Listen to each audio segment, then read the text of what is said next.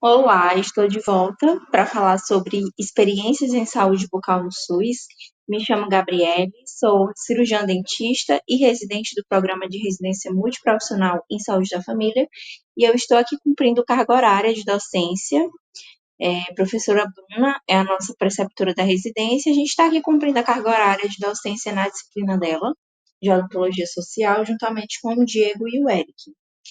E hoje eu vou fazer uma revisão com vocês sobre Política Nacional de Saúde Bucal, né, para a gente, de fato, revisar sobre a rede de atenção em saúde bucal, né.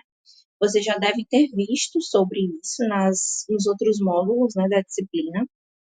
O Eric já deve ter trago para vocês, né, sobre a rede de atenção à saúde bucal, explicado para vocês de uma forma mais densa sobre a Política Nacional de Saúde Bucal, e aqui a gente vai fazer só um revisaço mesmo, tá? Para ver se vocês, de fato, aprenderam, entenderam, porque é um assunto que é extremamente importante, né?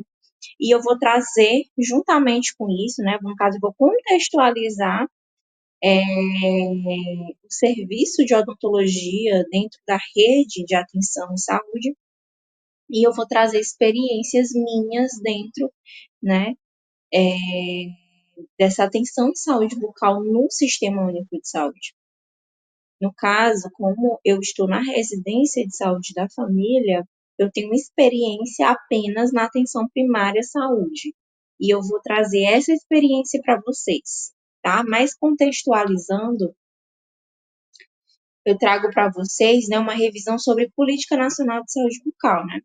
A Política Nacional de Saúde Bucal, como vocês devem ter visto, ela tem como diretrizes, né, uma reorganização da atenção em saúde bucal em todos os níveis de assistência, tá? No nível primário, secundário e terciário, e também para o desenvolvimento de ações intersetoriais, tá?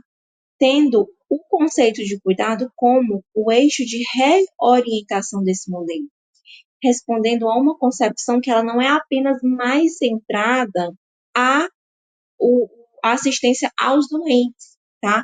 Mas também na promoção da qualidade de vida, né? Na promoção da saúde e também na intervenção de fatores de risco à saúde bucal da população, tá?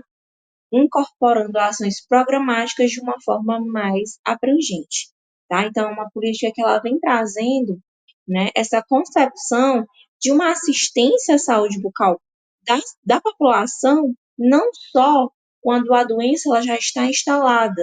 Então, não é assistir apenas as pessoas que estão doentes, mas também promovendo ações, né, que priorizam prevenção em saúde, promoção em saúde, para intervir antes mesmo da doença ser instalada.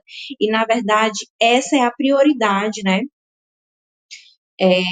da atenção básica, né? A prioridade do SUS, né, da atenção básica, é de promover, né, saúde bucal, priorizar essas atividades preventivas, tá bom? Não apenas o serviço assistencial.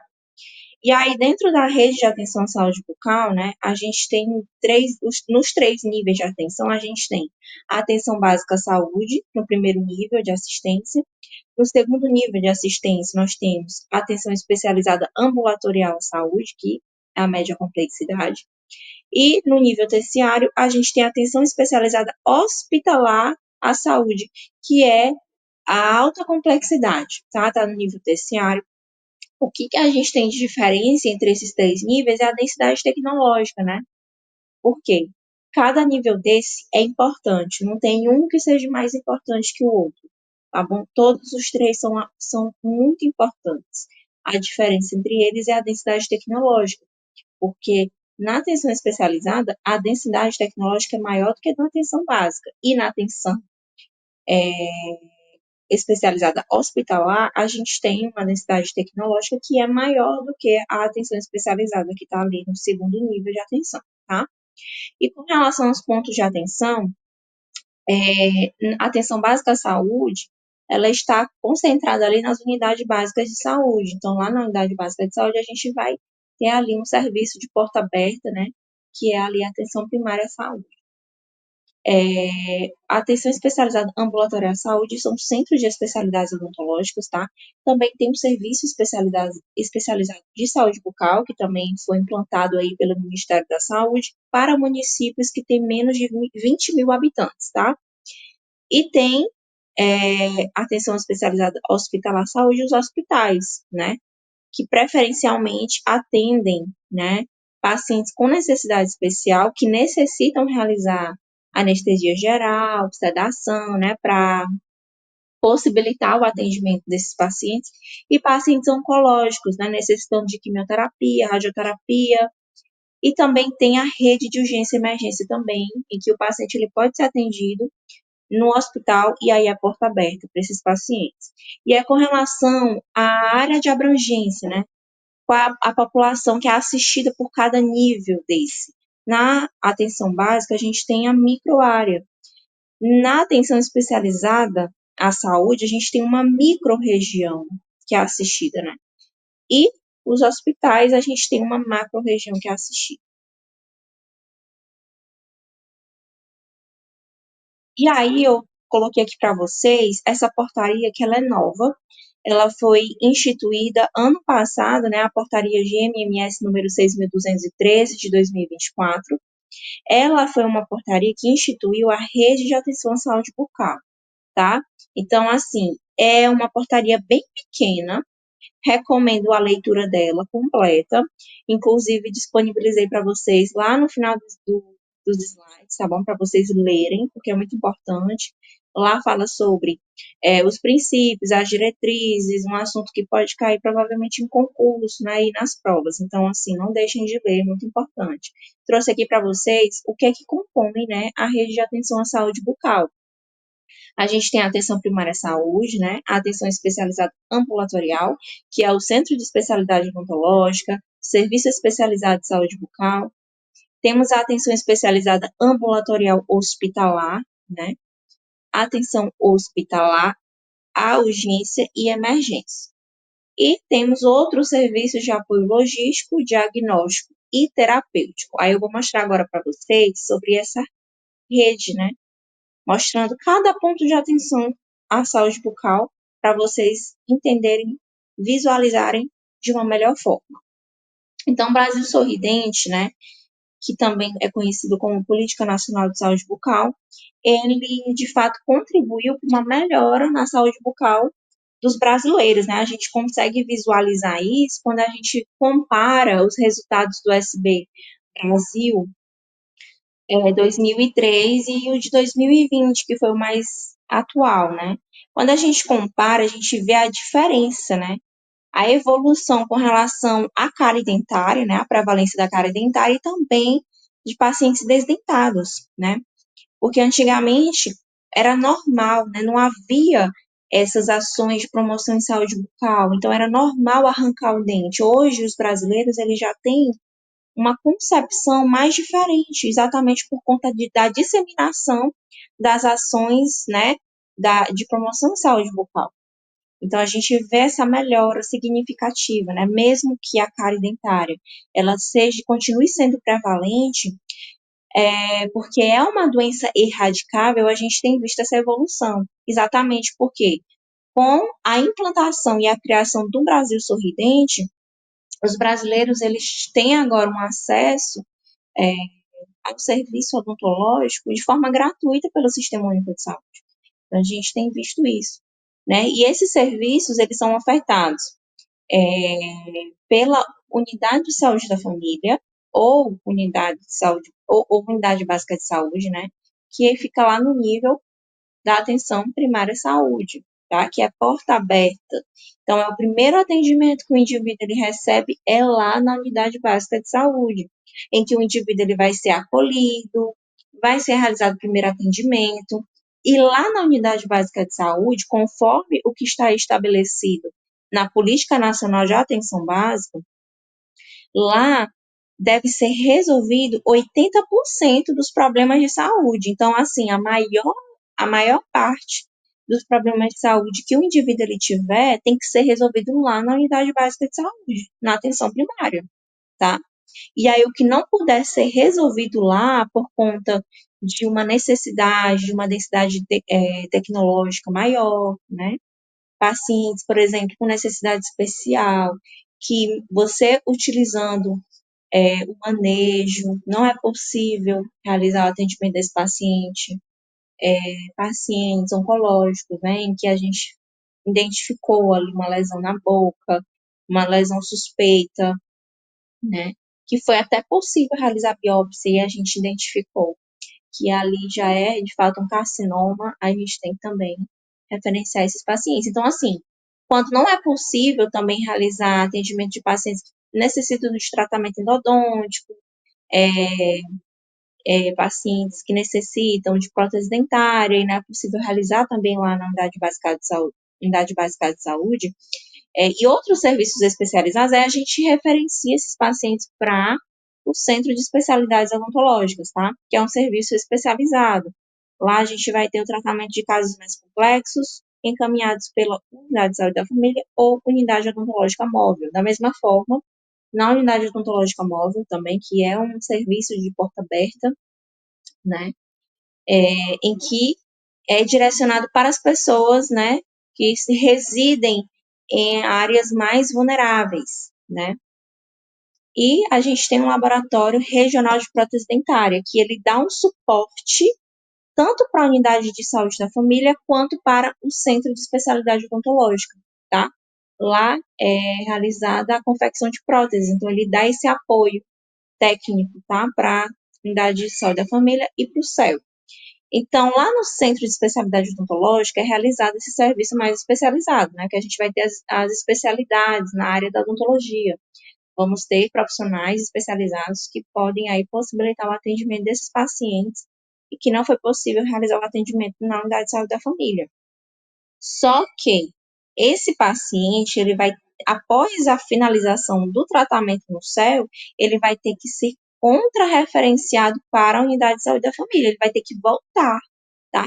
Porque a atenção primária à saúde, ela é a coordenadora do cuidado, ela é essa ordenadora, e ela vai referenciar os pacientes, mas ela também vai, esses pacientes vão ter que retornar para finalizar o tratamento lá e para que esse paciente ele tenha aí a manutenção do tratamento, né? Essa manutenção do tratamento ele seja realizado lá na unidade de saúde da família, tá? Então, ele vai ter que ser assistido lá, preferencialmente na unidade de saúde da família, tá bom?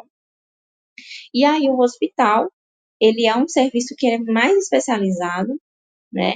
E aí, as pessoas que, os indivíduos, os tratamentos dos indivíduos que não for possível ser realizado lá no céu, porque necessita de uma densidade tecnológica maior, né? Por exemplo, paciente com necessidade especial, que foi atendido pelo cirurgião dentista, que é especialista em pacientes com necessidades especiais lá no CEP. Esse dentista fez todo o manejo com esse paciente, um manejo não farmacológico ou um manejo farmacológico, e mesmo assim o paciente ele não contribuiu, ele não colaborou para atendimento, aí esse paciente ele pode ser referenciado para o hospital, tá? Para um serviço mais especializado, no caso, uma atenção ambulatorial especializada hospitalar, para que o atendimento ele seja possível ser realizado com anestesia geral, né, sob anestesia geral ou sedação, tá? E também pacientes oncológicos, né, no caso de um paciente que foi feita a biópsia, houve o diagnóstico, né, de carcinoma, e esse paciente ele precisa ser atendido nesse nível mais complexo para ser realizada quimioterapia, radioterapia, enfim, certo? Então, esse paciente pode ser referenciado para o hospital, só que esse paciente ele tem que voltar depois lá para a unidade de saúde da família, certo? Ele tem que ser contra-referenciado depois, para que ele seja acompanhado lá na unidade de saúde da família. E aqui mesmo para vocês visualizarem de uma melhor forma, né? Está lá no documento do Ministério da Saúde também. A gente tem que a unidade de saúde da família ou unidade básica de saúde é o primeiro atendimento, tá? Então, lá é feito o primeiro atendimento, o acolhimento do paciente, é, o acompanhamento odontológico, tá bom? E aí, na unidade odontológica móvel, né, também é realizado o primeiro atendimento dos pacientes que são mais vulneráveis, tá bom? Como, por exemplo, comunidades quilombolas, que estão em áreas mais vulneráveis, áreas mais distantes, tá? E aí a gente tem o laboratório de prótese regional, que ele é um apoio técnico aí, tanto para a unidade de saúde da família, quanto para o CEL na confecção de próteses, tá bom? Então, ele é um ponto de apoio, tá? Não é que a prótese ela tem que ser feita apenas lá no laboratório, não, ela é apenas um apoio. E aí a gente tem o Serviço Especializado de Saúde Bucal, que é aquele que eu mencionei para vocês, que não estava nos outros esquemas, mas nesse aqui tem, ó, para vocês verem. Ele é um tratamento, ele é para o tratamento de casos mais complexos encaminhados pela Unidade de Saúde da Família ou Unidade Oncológica Móvel para municípios com população de até 20 mil habitantes, tá? Então, são municípios pequenos.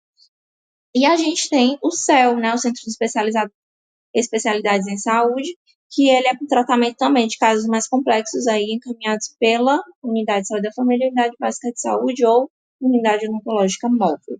E aí, quando o tratamento ele for finalizado lá, o paciente ele tem que voltar para a unidade de saúde da família, tá? Que ele está, que ele pertence, tá bom?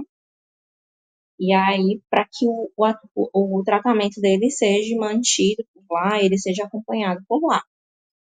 E aí, nos casos mais complexos, que mesmo o paciente ele sendo atendido no CEL, não for possível realizar o atendimento dele lá, no CEL ou no centro, no Serviço Especializado de Saúde Bucal, aí esse paciente ele pode ser encaminhado para o hospital. E em casos de urgência e emergência, aí o paciente ele também pode ser encaminhado para o hospital. Aí, urgência e emergência é porta aberta para as pessoas. Eles não precisam ser referenciados pela unidade de saúde da família.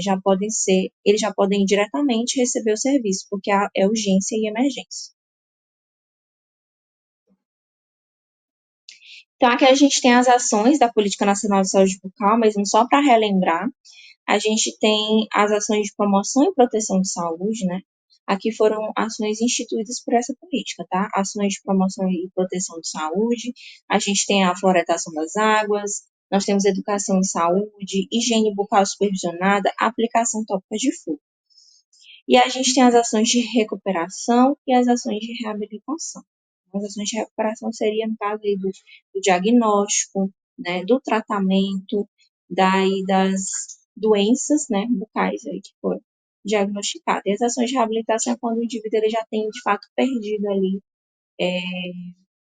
a forma, perdido a função ali do dente e precisa reabilitar.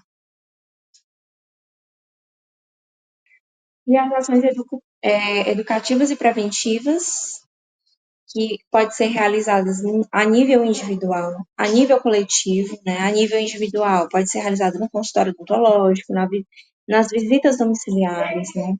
As atividades coletivas que podem ser realizadas ali é, nas escolas, né? Nas creches, em outros espaços coletivos, paróquia, e outros espaços coletivos, praça, outros espaços que estejam ali dentro do território, né, daquela unidade básica de saúde. Então, essas ações elas podem ser realizadas a nível individual e coletivo.